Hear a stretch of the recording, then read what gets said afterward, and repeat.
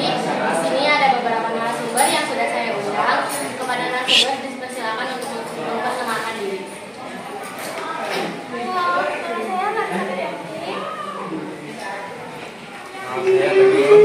Kalau saya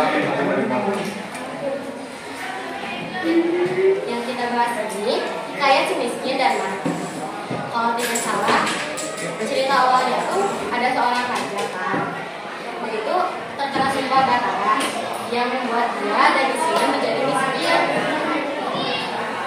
Dan dia juga miskinnya itu menjadi hidup sengsara. Mereka berdua itu hidup di hutan.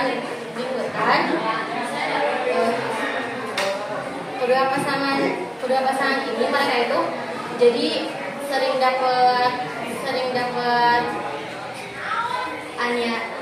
kayak pembulian gitu mungkin dari warga setempatnya. Setelah beberapa tahun, si miskin dan si istri ini diberikan omongan. Anak laki-laki yang diberi nama Marahana, yang artinya anak dalam kesengsaraan. Suatu hari, si miskin ini menggali sebuah tanah, lalu dia menemukan bejana yang berisi emas, dan dia pun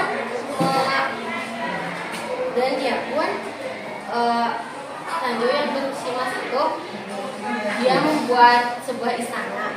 Nah, setelah sebuah kerajaan itu, setelah berdirinya kerajaan ini, raja dan istrinya itu berganti nama menjadi Maharaja Indra, Angkasa, dan istrinya. Lalu mereka itu melahirkan anak perempuan lagi yang bernama Nilakusuma dengan setelah ahli nujum kan kayak mereka itu kan menyampaikan ramalan palsu. Nama anaknya itu apa sih?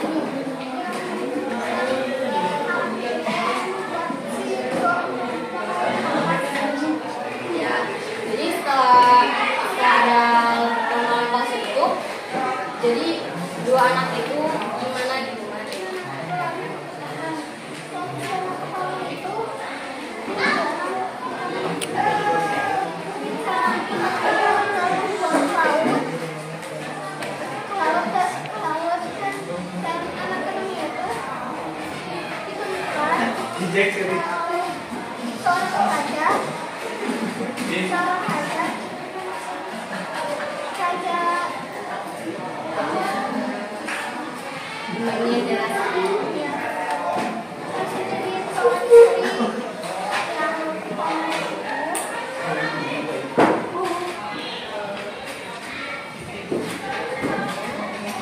Ganti nama.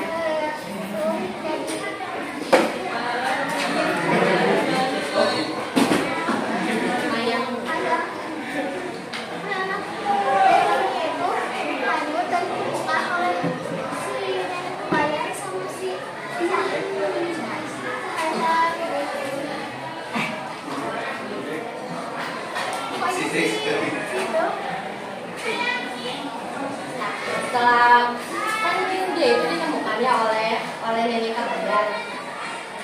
Setelah dia ditemukan oleh nenek Kabayan itu si Marahama itu gimana sih? Jadi setelah ditemukan oleh nenek Kabayan itu, si Marahama itu hidup dengan si nenek Kabayan dengan menjual bunga, dan dia juga bertemu kembali dengan istrinya yaitu Cahaya Kairani. Dan dia juga sudah mengetahui bahwa si Mayang itu adik kandungnya. Dan segera dari situ si Marahama menemui adik kandungnya dan pergi ke negeri Puspasari untuk menemui bule yang sangat malam yang menjadi pemungut kayu. Nah dari situ si Marahama meminta pertolongan kepada dewa untuk kepanjangkan negeri Asna Berantah. Nah dari kesaktiannya itu si Marahama bisa menghadang serangan dari Asna Berantah. Dan setelah itu dia menjadi raja seterusnya di negeri paling agam atau negeri mertuanya. Dan setelah itu dia hidup bahagia di negeri Puspasari. Yang aku dapat sih nilai-nilai di situ nilai moral karena mereka itu awalnya itu sebelum punya anak itu raja dari sini itu sabar banget kan. Jadi mereka itu menghadapin rakyat setempat yang bully mereka, tapi mereka itu sabar banget kan. Menurut kalian ada nilai lain gak sih selain nilai moral? Nilai tentang nilai sosial mungkin. Jadi kayak itu tidak boleh terhadap orang lain, tidak boleh semena-mena. Kalau menurut aku. Mungkin podcast episode kali ini segini aja. Sekian dari kami. Wassalamualaikum warahmatullahi wabarakatuh. Waalaikumsalam.